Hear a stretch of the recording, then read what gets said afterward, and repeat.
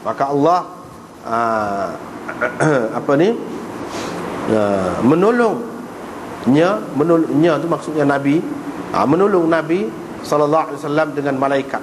Abu Zubair berkata, Ibnu Abbas menceritakan kepadaku, qala, katanya, ketika ada seorang lelaki Islam, seorang Islam pada hari itu sedang mengejar orang musyrikin yang berada di hadapannya, tiba-tiba dia terdengar satu bunyi cemeti di atasnya, dan bunyi orang yang naik kuda duduk kata, berkata, aqdim Haizum, terus mara ke depan Haizum, yakni hai Haizum, nama kuda.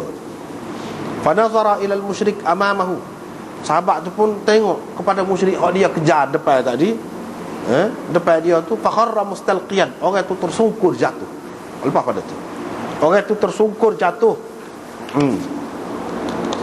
Dia pun pergi tengoklah, bukan dia yang bahan, bukan dia yang tetap apa, dia pun pergi tengok hak jatuh. Fa idza huwa qad khutima anfuhu, rupa-rupanya hidung dia itu bekah hidung dia, ada bekas saya kena. Ataupun khutima itu satu maknanya ada tanda pada hidung tu, satu lagi makna dianya hancur hidung tu. Khutima anfu, hutima dalam setengah riwayat anfu.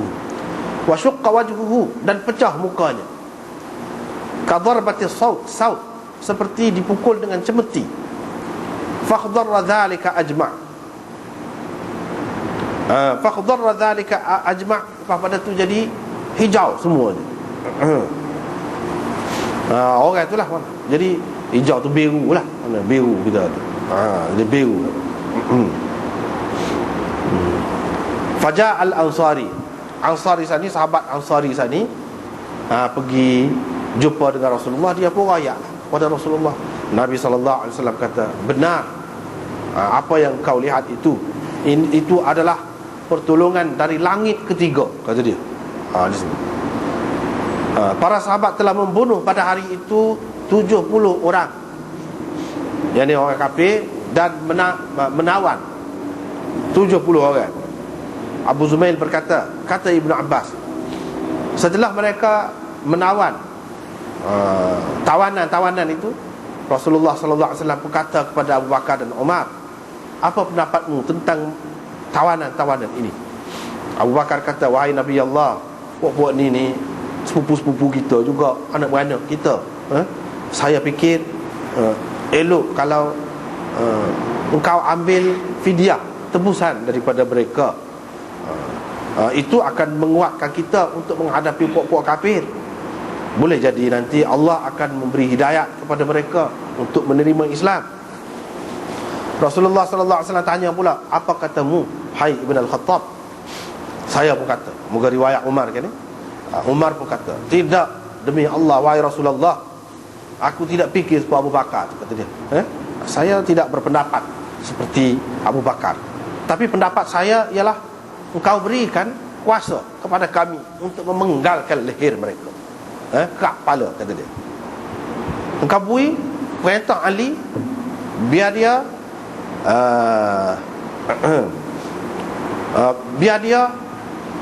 penggal leher Aqil tu lah, abang dia, biar dia kerak tekuk dia. Dan engkau perintah ke aku untuk aku buat.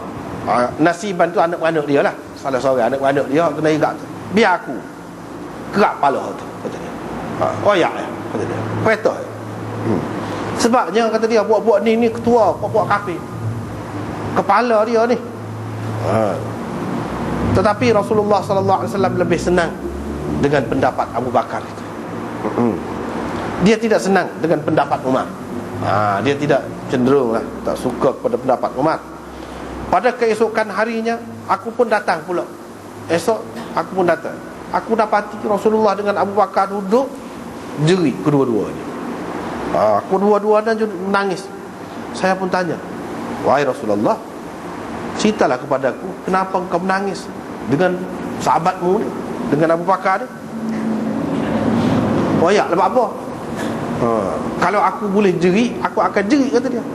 Kalau aku tak jerit, tak ada air mata misalnya, aku akan buat jerit, kata dia. Tabakai itu, aku akan cuba menampakkan mukaku seperti orang menangis. Kerana kamu berdua menangis. Oh ya dah, apa benda? Maka Rasulullah sallallahu alaihi wasallam bersabda, aku menangis lilladhi arada alayya ashabuk min akhdhihimul fida.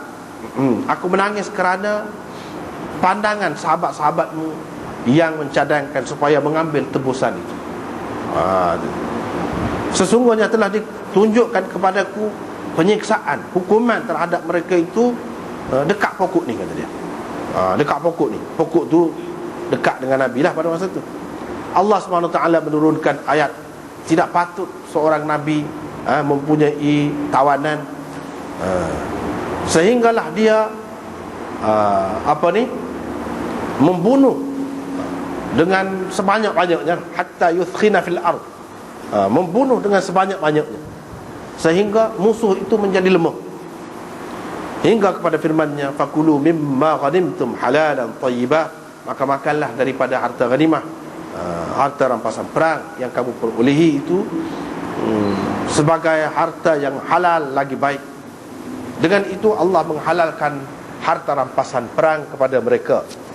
Kata Umar kata, dengan itu Allah telah menghalalkan harta rampasan perang kepada mereka. Jadi itulah. Jadi dari segi cara pembahagian ghanimah ni, dia tidak serupa. Tentera hak berjalan kaki boleh segi, tentera hak naik kuda dua, naik kuda dua. Ada juga dalam setengah riwayat hak naik kuda tu 3, sebab hak tuai dia tu besar, kuda tu 2. Kerana kuda tu 2. Jadi ini sebenarnya dia berkaitan dengan keperluan tu. Keperluan tu pada masa tu. Pada masa tu kalau kuda ni, ada kuda mana hebatlah, hebat dan boleh melakukan apa yang tidak boleh dilakukan oleh orang tak ada kuda lah dalam perang. Jadi peranan dia tu lebih besar. Dengan sebab itu harta rampasan perang dibagi kepada dia pun lebih daripada hak jalan kaki. Sebab kalau pergi duduk depan. Kalau kita sekarang ni tidak serupa juga, misalnya tentera darat, tentera udara. Boleh jadi pemimpin semasa tu dia tengok apa dia hak perlu. Kalau tak ada hak ni, boleh jadi kita lemah dan kita kalah. Tapi kalau kita kuat, misalnya tentera udara misalnya, jadi dia terpulang kepada dia untuk bagi kepada pasukan udara tu lebih banyak daripada pasukan darat kau misalnya kita kata, ataupun pasukan laut kau, terpulang kepada dia lah. Daripada sinilah pengajaran Nabi SAW mengambil kira dari segi alat itu. Kalau alat itu boleh menyebabkan musuh tu kalah, mudah kalah, dan tidak berlaku banyak kematian di pihak kita orang Islam ni, itu lebih baik lagi. Jadi dia sebagai galakkan lah bagi ni semua ni.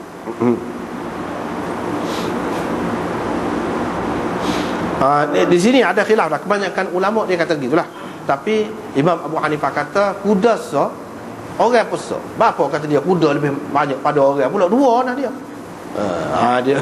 Dia pegang hadis lain lah. Hadis ni dia tidak pegang. Tapi hadis ni kalau zahirnya dia kata lil faras sahmain, 2. Dalam riwayat yang lain pula disebut orang yang naik kuda tu boleh 3 tu sah tu boleh ke dia. Jadi kuda tu 2 juga. Imam Abu Hanifah pertikaikan masalah 2 tu untuk kuda tu apa. Orang tu lebih penting lagi. Yang guna kuda tu, bagi dia 2 saja, bukan 3. 2 saja. Tak apalah, itu masalah khilaf. Dan ini terpulang kepada pemimpin lah, nak bagi sebanyak-sebanyak mana tu. Begitu.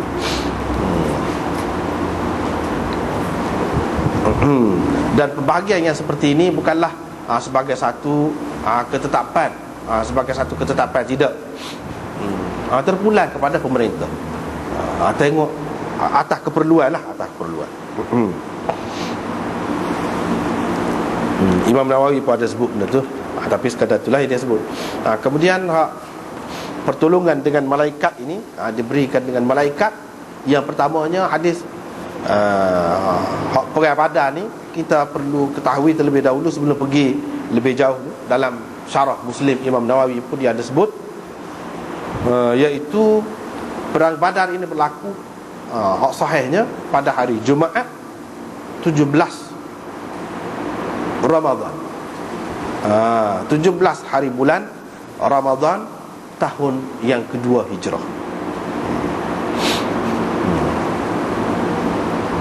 Tetapi Hafiz Abdul Qasim dengan isnadnya dalam Tarikh Dimashq, dalam sanad dia tu ada perawi-perawi dhaif, kata dia. Dia kata perang Badar itu berlaku pada hari Isnin. Hafiz Ibn Hajar kata yang betulnya, yang terpeliharanya, hadis yang kemahnya, iaitu pada hari Jumaat tadilah. Itulah hak kemahnya. Selain daripada tu, dalam Bukhari ada sebut perang Badar tu, pada masa perang Badar tu panah. Panah, hari panah, bukan sejuk. Itulah benda.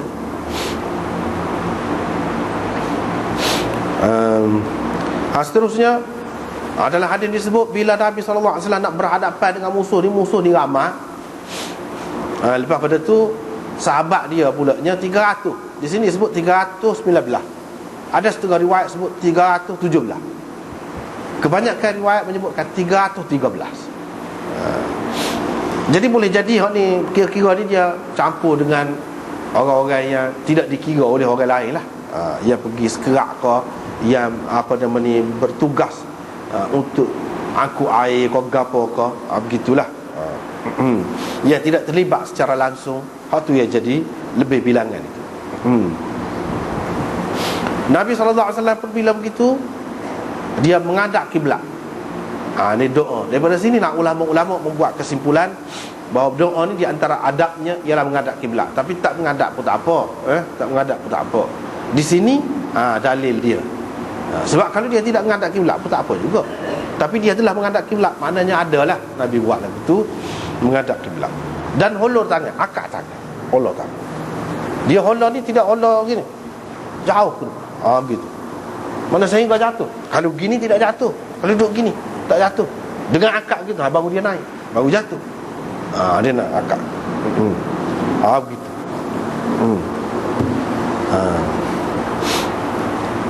Ini menunjukkan bahawa semasa berdoa tu ada akak tangan. Akak tangan ni ada. Tapi bukan semua juga dalam setiap doa tu akak tangan, tidak juga. Tapi di sini ada.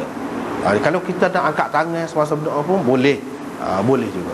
Cumanya lebih baiklah dalam setengah-setengah tempat tu tidak ada akak tangan tu, taklah, gitulah. Dia pun yahtifu tu makna bisik kokoh. Bisik kokoh maksudnya doa di sini. Doa kepada Tuhan. Doa kepada Tuhan, minta Tuhan sempurnakan hak dia sudah janji. Tuhan sudah janji ihdal husnayain, iaitu salah satu daripada dua hak molek. Satu yang yang keduanya iaitu kemenangan. Jadi rumbungan dagang orang-orang kafir Quraisy ni terlepas dah. Hak tu tak dapat kepada orang Islam. Jadi Nabi SAW pahallah daripada situ. Dah dua, salah satu daripada dua. Salah satu daripada dua, hak satu tu sudah lepas dah. Kira-kiranya hak ni lah hak adabnya. Kira-kiranya isyarat kepada kemenangan tu sudah ada dah. Jadi Nabi SAW minta Allah SWT sempurnakanlah. Sebab selagi hak ada ni, hak satu terlepas dah. Sebab tu dia minta begini. Allahumma intuhlik hadhil isabah. Kalau kau binasakan kumpulan ni orang Islam ni, la tu'bad fil ard, kau tidak akan disembah di bumi ini. Dia tidak kata langit, di bumi ni maknanya. Mana di bumi ni puak-puak ni lah orang nak bawa Islamnya. Kalau puak-puak ni terhapus, mana tak ada dah disembah. Hak sembah dengan cara tak betul tu tak kira. Hak sembah dengan cara betul lah, tak ada. Teruslah Nabi SAW doa begitu dengan menghulurkan kedua tangannya, dengan menghadap kiblat sehingga jatuh kain selimut dia. Kalau kita tengok di sini, Sayyidina Abu Bakar ada sama dekat dia. Sayyidina Abu Bakar pun ambil, letak atas bahu dia pula. Lepas tu duduk dekat di belakang dia. Sayyidina Abu Bakar ni yakin dah dengan cara Nabi SAW. Dan dia pun tahu dah ayat tu Nabi ayat dah.